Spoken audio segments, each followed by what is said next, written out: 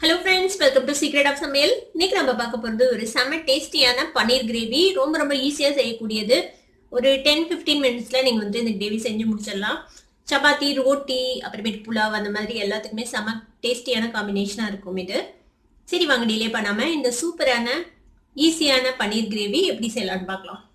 ஒரு வடைச்சட்டி அடுப்பில் வச்சுருக்கேன். இதில் வந்துட்டு ஒரு 2 டேபிள் ஸ்பூன் அளவுக்கு எண்ணெய் விட்டுக்கோங்க. இதில் தாளிக்கிறதுக்கு வந்துட்டு ஒரு சின்ன துண்டு பட்டை, ஒரு பிரிஞ்சி இலை, 3 கிராம்பு, 2 ஏலக்காய் எடுத்து வச்சிருக்கேன்.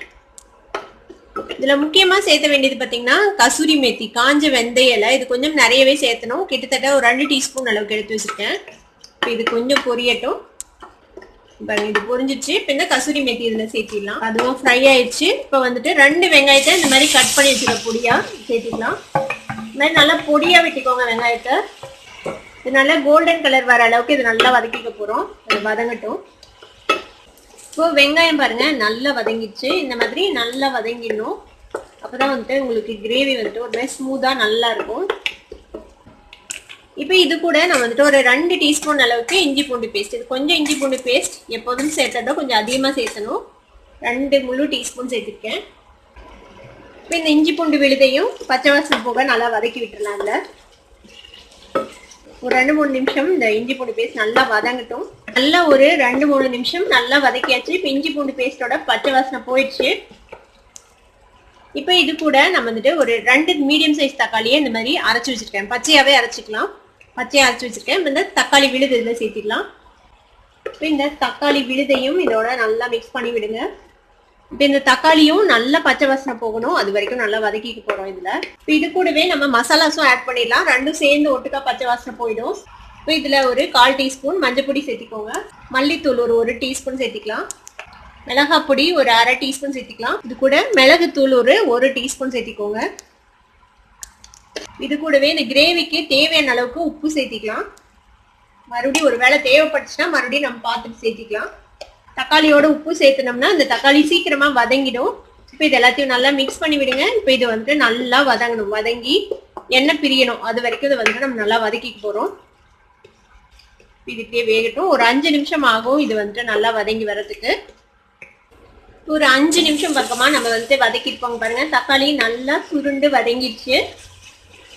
எண்ணெய் பிரிஞ்சுட்டு வந்துருச்சு பாருங்க. இந்த அளவுக்கு நல்லா வதக்கிடணும். இந்த மசாலா, தக்காளி எல்லாமே நல்லா பச்சை வாசனை போக நல்லா வதங்கிடுச்சு.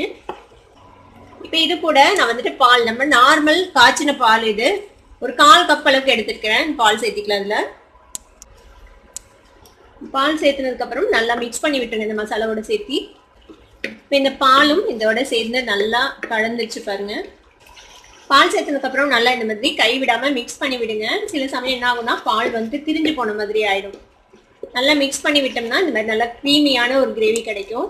இதுல வந்து நம்ம திக் பண்றதுக்காக எதுவுமே ஆட் பண்ணல. முந்திரி பேஸ்டோ இல்ல கடலை மாவு எதுவுமே நம்ம ஆட் பண்ணல.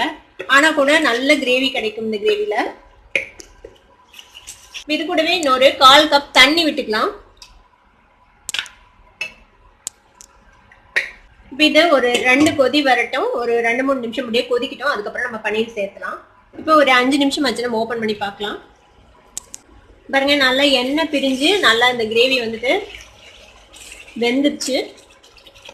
இப்போ இதுல வந்துட்டு நம்ம ஒரு 200 கிராம் அளவுக்கு பன்னீர் இந்த மாதிரி கொஞ்சம் பெரிய பெரிய துண்டா வெட்டி வச்சிருக்கேன். பீசஸ் வந்து உங்களுக்கு என்ன மாதிரி சைஸ்ல வேணுமோ அந்த மாதிரி போட்டுக்கோங்க. நான் இன்னைக்கு கொஞ்சம் பெருசா போட்டுருக்கேன்.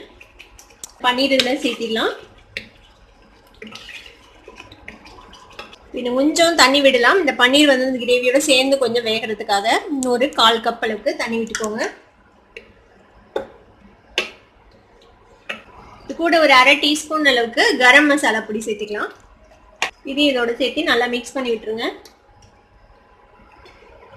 இப்போ இந்த பன்னீர் போட்டதுக்கு அப்புறம் ஒரு 2-3 நிமிஷம் இருந்துச்சுன்னா போதும். பன்னீர்ல வேகிறதுக்கு எதுவும் இல்லை. இப்போ நம்ம மூடி போட்டு ஒரு 3 நிமிஷம் இதை வந்து அப்படியே ஸ்லோ குக் பண்ணலாம். வேகட்டும். இப்போ ஒரு 2 நிமிஷம் ஆச்சு. நம்ம ஓப்பன் பண்ணி பார்க்கலாம்.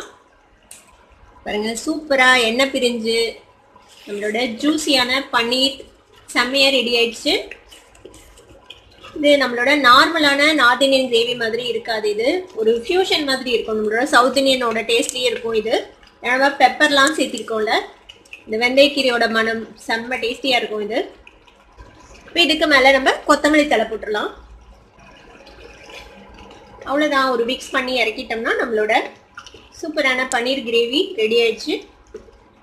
இந்த சூப்பரான பன்னீர் கிரேவியை நீங்களும் ட்ரை பண்ணி பாருங்க. ட்ரை பண்ணி பார்த்துட்டு எப்படி இருந்தது அப்படின்னு எனக்கு கமெண்ட்ஸ்ல ஃபீட்பேக் கொடுங்க. இந்த வீடியோ உங்களுக்கு பிடிச்சிருந்ததுன்னா சப்ஸ்கிரைப் பண்ணுங்க, பக்கத்துல இருக்க பெல் ஐகானை கிளிக் பண்ணுங்க. அப்பதான் நோட்டிபிகேஷன்ஸ் உடனே உங்களுக்கு வந்து சேரும். லைக் பண்ணுங்க, ஷேர் பண்ணுங்க. தேங்க்யூ ஃபார் வாட்சிங் வீடியோ வியூவர்ஸ். Bye bye.